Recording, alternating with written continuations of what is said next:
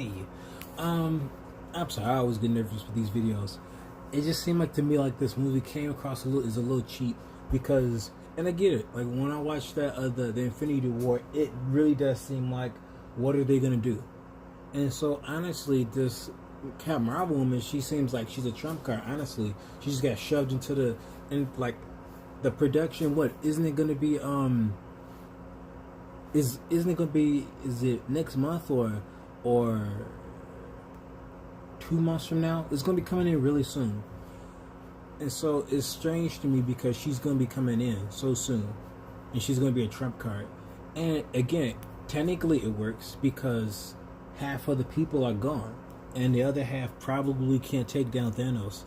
But you mean to tell me in this movie that like she's been gone since the very beginning, ever since um, uh, Nick Fury decided to, oh hey, let me start the Avengers Initiative, and then make all these people. She's just been gone fighting Kree and stuff like that. I'm like, the reason why it's so cheap because it's not. It's like we knew of the Kree, we knew that they had some issues with Yandu, the dude from who was like this surrogate father figure for Peter Quill, the person that Chris Pratt plays as. Like he had like the Kree. We understand that the Kree is pretty bad. They're super orderly, hyper orderly, and they do a bunch of messed up stuff to maintain their order. They're like space racists or something like that, or space supremacists, species supremacists. And so you mean to tell me, out of all that stuff, they didn't have any brush with Thanos, this dictator of sorts, this mastermind, since he's offing people left and right and killing off half their population? You're telling me that he's never had to encounter the Kree, not once. Hearing about the Kree, I saw from a comic series about the Kree, and that they in their efforts to fight against the Skrull, they are malicious. They're very malicious. So you're telling me these two powerful entities have not met? They've never had any conflict, and let alone a person who's supposed to be as strong as like Superman, like extremely powerful. The Guardians of the Galaxy don't hear anything about him, or even Peter Quill himself. Like, even if I'm right, Peter Quill himself, wasn't he around the same time where she boarded Earth? Again, that's something that is kind of iffy to me, because especially going back to the Hulk movies, the very early ones. And I guess I'm just tying this all together in technicality. Like, and I guess essentially most of this stuff is region wide. Like, these issues, they happen region wide. But I don't know. It just feel like at times that things occur worldwide, and there's no interaction, there's no notice, there's not even any hints or illusions or nuances about these other people. You would have thought, I like to think, I guess when we meet Nick Fury, he's already kind of established in his person, just within the universe. Like, he's experienced stuff, he's seen things. You understand from the new movie how he got his scars, but it's kind of like, it's funny, it's like the Joker, but it's like, how he got his scars, why does he have one eye? From this universe, we understand. But it's like, to me, these people, they make such a great impact, and so it's like, I don't know, it's kind of strange to me. You hear all this stuff happen, and you hear, like, even with the Hulk in those movies, you hear the things happening to him, and it's just like, it's very surprising. But I guess it shouldn't be, because when Nick Fury made those, the person who Samuel Jackson plays as, the conclusions he comes up with, he doesn't allude to them like casually. They make the assumption, they make the understanding, like, hey, these freak accidents, I guess, and can happen to other people. These things that occur, they happen to other people. So if the people like the Kree are invading at an early time, people like Captain America, super soldier serum, these things that occur, all these things occur, frankly, all this stuff's kind of birthing around the same time. Captain America's kind of getting this stuff perhaps a little earlier on.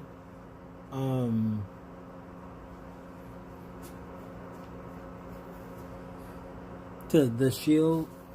They are keeping the contact. The strangest thing is just I don't know. I really don't know. Like, and another thing is that at the very end of these movies, you know, if you're a Marvel person, you understand the ideas of these extra hidden reveal trailers that occurs after the end of the movies, the credits. Then you're like, okay, this stuff happens. Sometimes it happens, sometimes it don't. It shows it in one of them where it had Captain America. He was like, one of the good things you should have is patience, and there's not really much here. Kind of like a joke, because it's like sometimes it's like, and even they did it with Deadpool. They're like, why are you here? Why are you still waiting? Essentially kind of poking fun at Marvel movies who continues, Marvel viewers who continually wait. Just sitting there waiting on something extra. And I'm like, I think that's funny, you know, because it's like, it's jokes on you. There's not really anything extra here. But yeah, I don't know. It's kind of puzzling to me, but at the same time, it's like, it reminds me of Static Shock almost, where a certain incident happens and a good plethora of people within the neighborhood have superpowers of sorts. And I don't know, it's a strange thing. Like almost all these Marvel people are either having some freak strange accident in their world that gives them superpowers, or outside of the cosmic universe where they get powers. And so to me, it's just kind of interesting and a bit strange how each one of them gets some sort of freak accident superpower, and that they happen to come up with the Avengers Initiative. So at the end of it, I don't know. I don't got a lot to say about it. It's just, sure, I guess. It just made me think, like,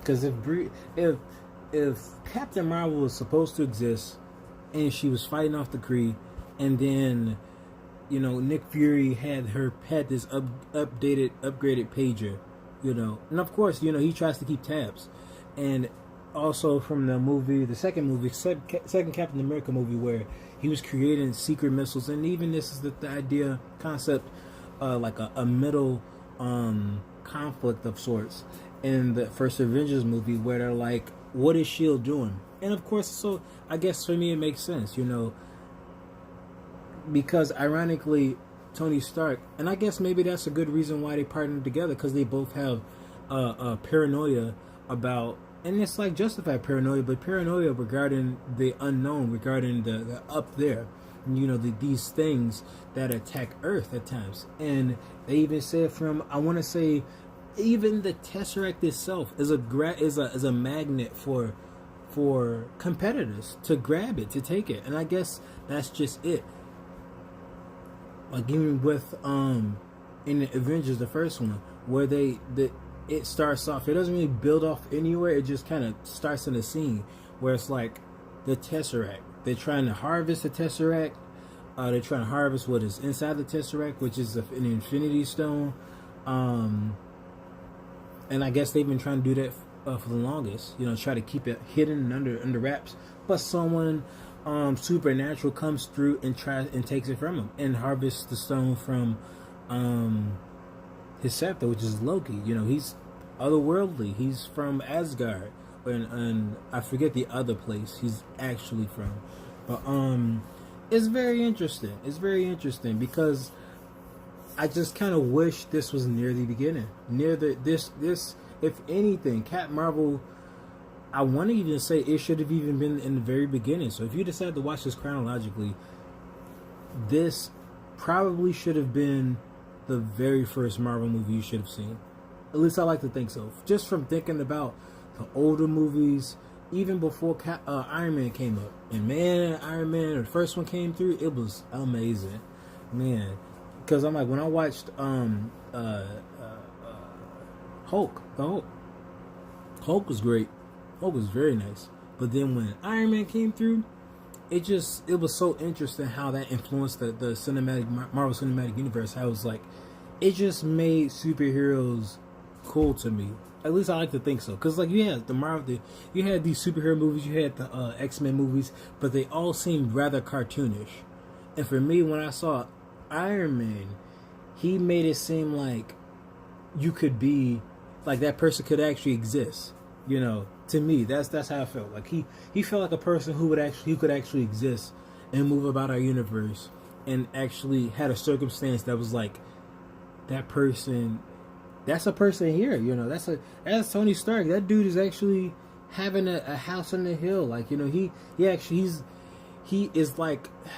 I mean, I guess they say his likeness is based off Elon Musk, but it's like, to me, a convenient clash brush of Elon Musk and potentially Donald Trump. And I say that, yes, it's a volatile, it's a clickbaity word, his name, but it's like he does have that charisma and that confidence to the point where it's like he has the wit and charm and the confidence to make those integrations. Now, I don't know much about Elon Musk. I just know I believe he's the inventor of Tesla or some sort of influence regarding Tesla, but he's smart. I do know that he's smart. And so if Tony Stark or Robert Downey Jr. has some sort of likeness to them, to Elon Musk, then it's like, great. That must be some slice of Elon Musk. Maybe he's witty. I'll have to look more into him. But Is it? Man, I was just a big fan of Tony Stark, because he was just like, he seemed to me socially untouchable. Like, and like, it wasn't like problems hit him, and I think that's part of what makes him a great hero and make Brie Larson. Well, and I guess this is her first movie, I'm guessing. I could be wrong, but what makes her a good hero, and to me, again, it reminded me also of what women want. The movie, What Men Want, with Taraji P. Henson. Like, she was a great actress. It's just when it came down to this understanding of like having an overly aggressive female character, and not even, because I'm like, having an over aggressive male is bad, because we call those jerks and la da da da da. But it's like having an over aggressive female character, it's like they kind of answer that, because she said, I'm just playing ball with the guys. You know, she's just like, I just got some balls too. You know, and it's like, no, you're overly aggressive and you're really harsh. So it's like, and when she understands inside men's minds, they're like, she understands, like, you know, okay, men aren't just these over aggressive animals. They're not just people who like to wield a stick around and beat each other over the head or beat the weaker guy. Technically, you could say the highest people of these establishments, of these financial establishments, are indeed narcissists, and they do such things probably because they have to. They got to make hard decisions, and I'm not saying that like corporate greed is an entirely pleasant one, but in order to get all the stones, kind of makes me understand, like, you have to be a greedy person to do it, greedy SOB to do it. But disregarding that, part of that is just, hey, I'm glad that in the movie of the Captain Marvel movie, she has character, and I say that kind of like iffy, because it's like she has character of a Marvel hero. Like, she has wit, she has charm, she has charisma, she is on par socially with people. She could talk to them, talk with the best of them. But I don't know her as a person. Like, for instance, Tony Stark's thing, where it was like he was high, he was stunting, he was balling, then he gets kidnapped. He gets humbled. He understands that he can't just be a dick that's just waving around, just shaking his Johnson around at people. He's like, okay, I'm going to be more mindful of myself, my life. And he does nice things. And then you see throughout the movies where he has these hills and climbs, these hills and valleys that he goes through, you know, where even now, sorry, I thought I heard something. Where even now, he has these understandings that, you know, I'm not invincible. And even if I'm right during that Avengers movie, he's not, he sees that there are greater threats, and that leads him to anxiety. I think that was great. That was a very human moment. Like in number 3, where he has panic attacks, that's a weakness. That's a male weakness. You know, the ability not to I like to think that's a male weakness. I don't know. I like to think maybe socially, traditionally, it's a male weakness of not being able to bring security. And it's just, this is a great one, which makes him get all panicky and paranoid to to over manufacture with this Iron Man. These Iron Man mocks these brands, you know. And so I always find that pretty interesting, just like the efforts, the nature of him trying to grow as an individual. And that's how I was able to develop some consumer loyalty. I'll be right back.